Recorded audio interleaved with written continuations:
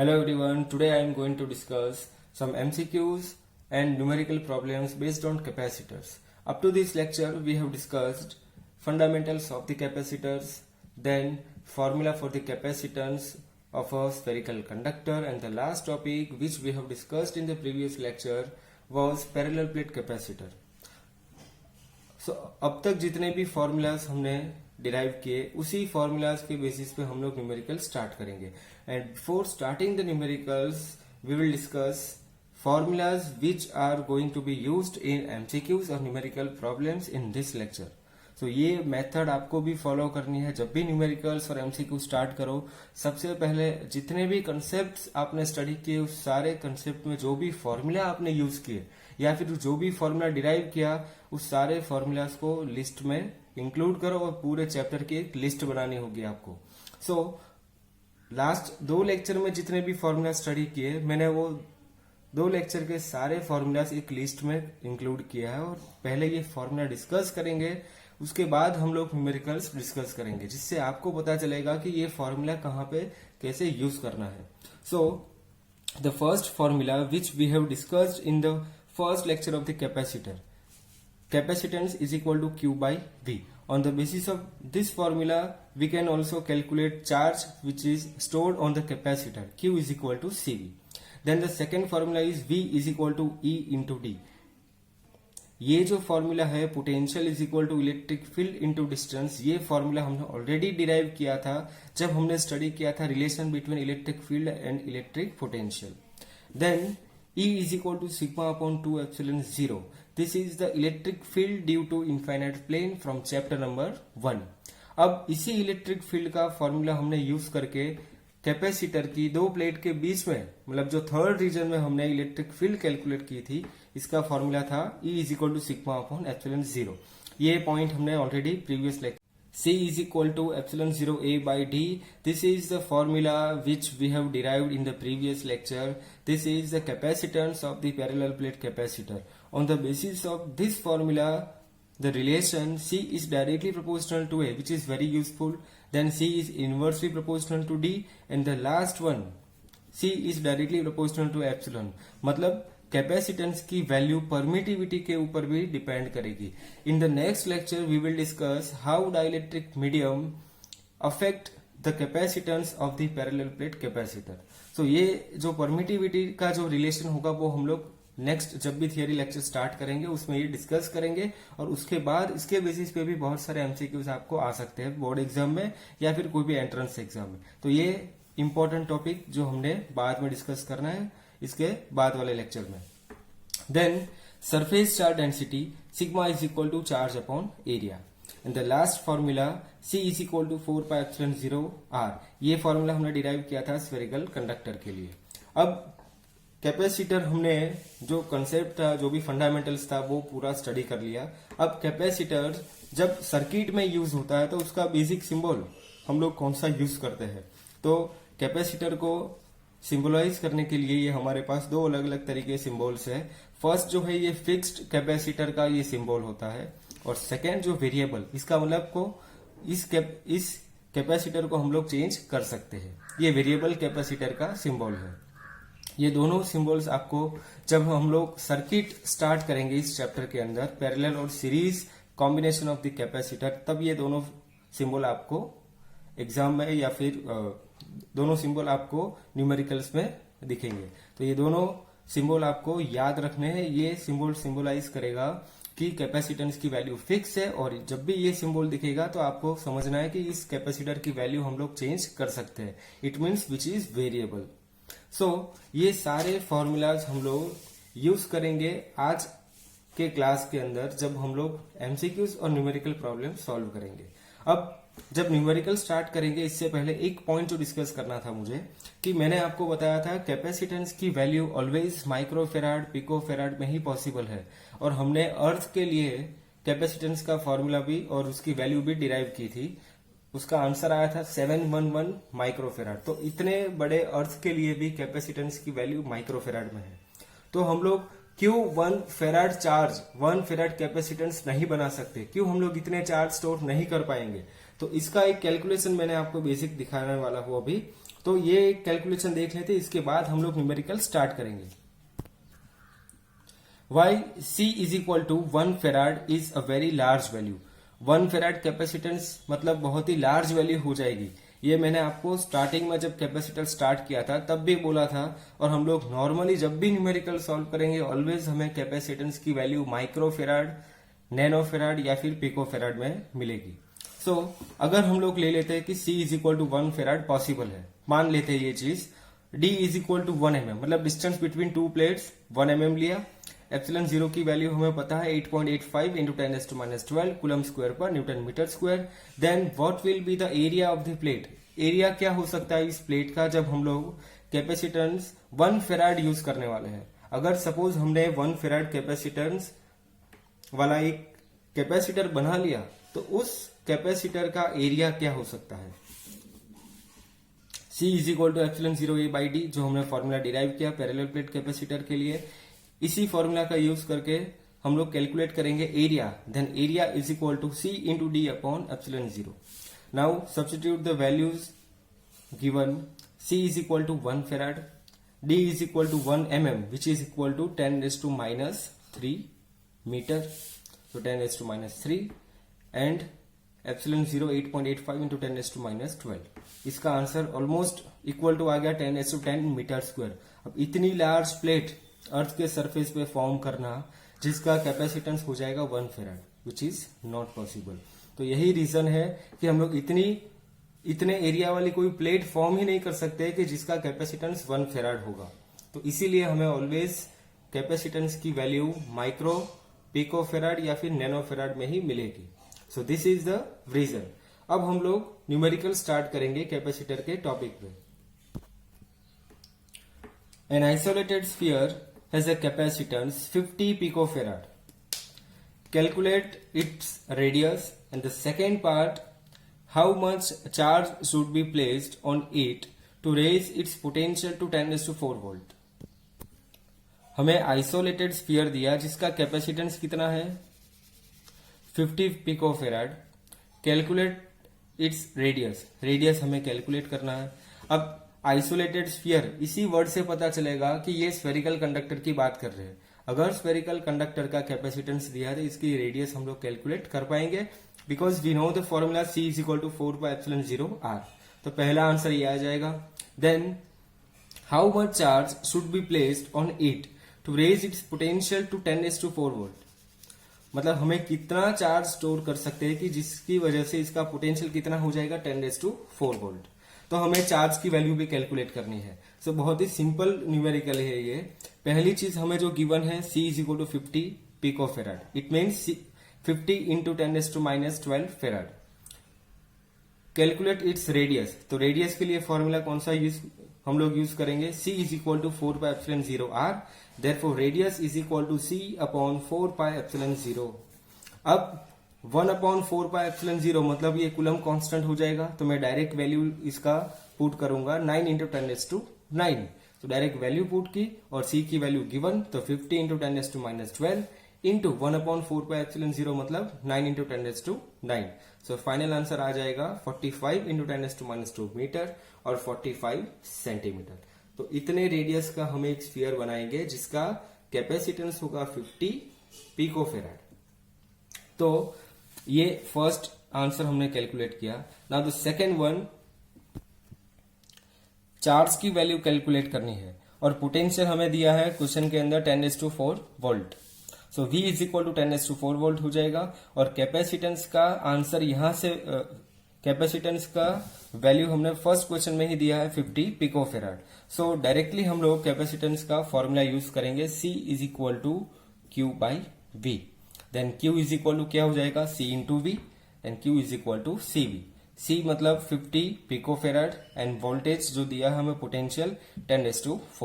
तो चार्ज का आंसर आ जाएगा 50 into 10⁻8 coulomb which is equal to 0.5 into 10⁻6 coulomb और 0.5 माइक्रो कूलम। तो कैपेसिटेंस का जो बेसिक फॉर्मूला था वो फॉर्मूला यूज किया और स्फेरिकल कंडक्टर का फॉर्मूला यूज किया। तो बहुत ही सिंपल ये first numerical. Now the second one is, first we will read the question. 27 spherical drops of radius 3 mm and carrying 10 raised to minus 12 coulomb of charge are combined to form a single drop. Find the capacitance and potential of the bigger drop. ये एक important MCQ है because हमने same MCQ potential के लिए भी derive किया था further. अगर आपको याद होगा कि हमने एक लेक्चर के अंदर ही ऐसे फॉर्मूलाज के बेसिस पे ही एक MCQ सॉल्व किया था. अब जो क्वांटिटीज हमें गिवन है, तो सबसे पहले 27 spherical drops, then each drop की रेडियस कितनी होगी 3 mm and carrying 10 raised to minus 12 coulomb charge are combined to form a single drop. एक सिंगल ड्रॉप फॉर्म करेंगे. Then we have to calculate capacitance and potential of the bigger drop. तो सबसे पहले तो जो हमारे पास ड्रॉप है वो ड्रॉप होगा स्फेरिकल शेप, मतलब 27 ड्रॉप्स कंबाइन होके मर्ज होके एक सिंगल ड्रॉप बनाएंगे तो रेडियस के अंदर डिफरेंस आएगा, सबसे पहली चीज. और वॉल्यूम की बात करेंगे तो जितना वॉल्यूम 27 स्मॉलर स्फीयर का है, स्मॉलर ड्रॉप का है, उतना ही वॉल्यूम एक बिगर ड्रॉप का बनेगा. तो सबसे पहले वॉल्यूम का रिलेशन यूज करके रेडियस कैलकुलेट करेंगे बिगर ड्रॉप की. So first small R and capital R be the radii of the small and bigger drop. तो पहले ही हमने स्मॉल आर और कैपिटल आर को इंडिकेट कर लिया जो रेडियस डिफाइन करेगी स्मॉलर एंड बिगर ड्रॉप के लिए. Then volume of the bigger drop which is equal to 27 times volume of a smaller drop, 4/3 pi R cube which is equal to 27 times 4/3 pi small R cube, ये smaller drop के लिए. Then 4/3 pi cancel, R cube is equal to 27 small R cube, then R is equal to 3r. तो ये एक relation हमें मिला radius के लिए. इसका मतलब हमने जो नया स्फीयर बनाया उसकी रेडियस स्मॉलर स्फीयर से 3 टाइम्स हो गई. अब ये जो नया स्फीयर बना उसकी सरफेस पे कैपेसिटेंस एंड पोटेंशियल, ये दोनों चीज हमें कैलकुलेट करनी है. So capacitance of a bigger drop ये कैसे कैलकुलेट कर पाएंगे, तो capacitance of the spherical conductor, ये फॉर्मूला हमें पता है. तो C is equal to 4πε0 into R, ये बिगर ड्रॉप के लिए. और बिगर ड्रॉप की रेडियस स्मॉलर से कितनी गिवन है हमें 3r, ये हमने सॉल्व किया अभी. तो 4πε0 इंटू 3 इंटू स्मॉल आर. तो स्मॉल आर की वैल्यू जो हमें क्वेश्चन में गिवन है 3 mm, सो 3 इंटू 10⁻³ मीटर. तो ये सारी वैल्यू पुट करेंगे इस फॉर्मूला के अंदर तो हमें फाइनल कैपेसिटेंस का आंसर मिल जाएगा. तो C इज इक्वल टू 4πε0 मतलब क्या हो जाएगा 1/* कूलम कांस्टेंट और 1/k मतलब 1/9 इंटू 10⁻⁹. तो डायरेक्टली ये वैल्यू पुट करनी है आपको. अदरवाइज आप ये भी कर सकते हैं 4 इंटू पाई देन ε0 की वैल्यू. ये कैलकुलेशन थोड़ा लंबा हो जाएगा, इससे बेटर आपको याद रखना है ये टर्म को 4πε0. तो इस टर्म के रिप्लेसमेंट में हम लोग डायरेक्टली वैल्यू पुट करेंगे 9 into 10⁹ into radius of the bigger drop 3 into 10⁻⁻3. इस वैल्यू को डायरेक्टली कैलकुलेट करेंगे तो फाइनल आंसर हमें मिलेगा 10⁻12 फेराड. It means 1 picofarad. सो इस न्यूमेरिकल में, इस एमसीक्यू में हमें जितने भी वैल्यूज दी है इसी वैल्यू का यूज करके हमें नया कैपेसिटेंस तो मिल गया. अब पोटेंशियल की बात कर रहे हैं. अगर पोटेंशियल कैलकुलेट करना चाहेंगे तो पोटेंशियल के लिए हमारे पास कौन से फॉर्मूलाज अवेलेबल है. अब जैसे हमारे पास 27 स्मॉलर ड्रॉप्स है, एक के ऊपर जो चार्ज है वो हमें गिवन है 10⁻12 कूलम.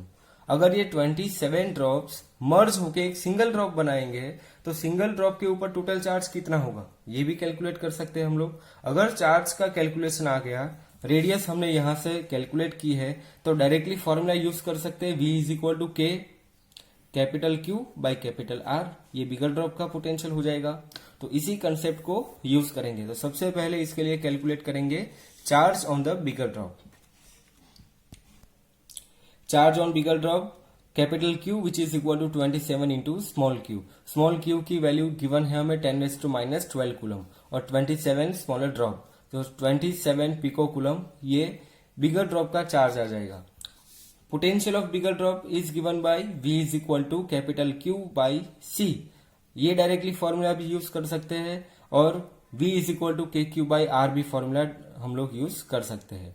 बट हमें यहाँ पे कैपेसिटेंस अगर मिल गया है फर्स्ट पार्ट कैलकुलेट करने के बाद तो कैपेसिटेंस का भी फॉर्मूला यूज कर सकते हैं। So V is equal to Q by C which is equal to 27 into 10⁻⁻12 upon capacitance की वैल्यू हमने कैलकुलेट की 10⁻12 which is equal to 27 volt. So potential जो आया हमारा बिगर ड्रॉप का वो 27 वोल्ट आया। तो ये हमारा फाइनल आंसर पोटेंशियल के लिए और कैपेसिटेंस का फाइनल आंसर 1 पिकोफेराड। सो इस एमसीक्यू के अंदर, इस न्यूमेरिकल के अंदर हमें रेडियस मतलब वॉल्यूम का एक रिलेशन याद रखना होगा। इस टाइप के क्वेश्चंस बोर्ड एग्जाम में या फिर आपके कॉम्पिटिटिव एग्जाम में आ सकते हैं। तो आपको सबसे पहले वॉल्यूम का रिलेशन पता होना चाहिए। On the basis of this relation we can calculate radius of the bigger drop. अगर रेडियस मिल जाएगी तो देन हम लोग चार्ज भी कैलकुलेट कर सकते हैं और उसके रिलेटिव जितनी भी क्वांटिटी हमें क्वेश्चन में पूछी जा सकती है वो सारी कैलकुलेट हो सकती है। तो ये एक बेसिक रिलेशन आपको याद रखना है जब भी आपको इस टाइप के न्यूमेरिकल्स पूछे। So now the next one is MCQ number 3। First we read the question. N drops of mercury of equal radii and possessing equal charges combine to form a bigger drop. Compare the charge, capacitance and potential of bigger drop with the corresponding quantities of individual drops. मतलब इस MCQ में, इस numerical में हमें सिर्फ relation derive करने हैं।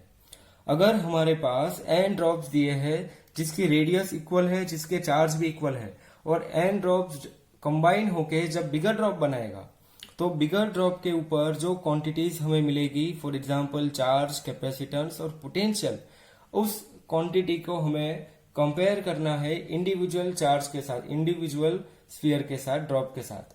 तो इस न्यूमेरिकल में हमें जो बेसिक रिलेशन मिलेंगे, इसी रिलेशन को अगर हम लोग प्रीवियस एमसीक्यू में यूज करेंगे तो हमें सिर्फ 2 स्टेप में आंसर मिल सकता है। तो ये जो एमसीक्यू, ये जो न्यूमेरिकल में डिस्कस करने वाला हूँ, इससे आपको शॉर्टकट फॉर्मूलाज मिलेंगे।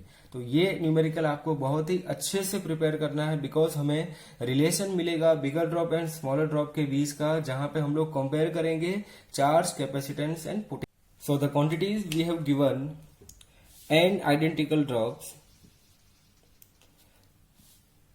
ऑफ इक्वल रेडाई, रेडियस सबकी इक्वल होगी, possessing equal charges, equal charges दिए हैं और कंबाइन होके बिगर ड्रॉप फॉर्म करेंगे। Then compare charge, capacitance and potential. इस तीनों क्वांटिटी का हमें रिलेशन फाइंड आउट करना है। तो मैंने आपको प्रीवियस लेक्चर में ही बताया, जब भी आपको ऐसे n ड्रॉप्स या फिर 27 ड्रॉप्स, 64 ड्रॉप्स, ऐसा कोई भी न्यूमेरिकल आए तो सबसे पहले आपको रिलेशन पता होना चाहिए रेडियस का। सो पहले हम लोग क्वांटिटी डिफाइन कर लेते हैं। Let small q be the charge on each small drop and small r its radius. मतलब हमने स्मॉल q और स्मॉल r से चार्ज एंड रेडियस को डिफाइन किया है स्मॉलर ड्रॉप के लिए। Capacitance of each small drop, smaller drop के लिए कैपेसिटेंस कितना हो जाएगा, हमारे पास n ड्रॉप्स है, अगर एक स्मॉल ड्रॉप के लिए कैपेसिटेंस पता होगा तो ये फॉर्मूला हमें पता है 4πε0r। तो ये सिंगल ड्रॉप का कैपेसिटेंस का formula. Then potential of each drop, एक ड्रॉप का पोटेंशियल कितना हो जाएगा, V is equal to Q upon 4πε0 into small r। तो जब भी स्मॉलर ड्रॉप के लिए कैलकुलेशन करेंगे तो आपको ये पॉइंट दोनों पता होना चाहिए, स्मॉल q किसके लिए इंडिकेट किया, स्मॉल r। तो इसी सिंबल के बेसिस पे हमने पोटेंशियल जहां पे स्मॉल r यूज किया और कैपेसिटेंस जहां पे स्मॉल r यूज किया। तो ये चीज इंडिकेट करेगी ये स्मॉलर ड्रॉप के लिए। अब नेक्स्ट रेडियस का रिलेशन हम लोग फाइंड करेंगे, मतलब बिगर ड्रॉप और स्मॉलर ड्रॉप की रेडियस का क्या रिलेशन हो सकता है। So volume of the bigger drop which is equal to n times volume of the smaller drop. ये कॉन्सेप्ट हमने प्रीवियस एमसीक्यू में डिस्कस किया था। Now 4/3π cancel, then r³ is equal to n times small r³, then capital R is equal to n⁻⁻³ into small r। अगर ये relation हमें directly पता होगा तो प्रीवियस लेक्चर में जो हमने पूरा कैलकुलेशन दिखाया वो कैलकुलेशन सिर्फ एक स्टेप में कंप्लीट हो सकता था।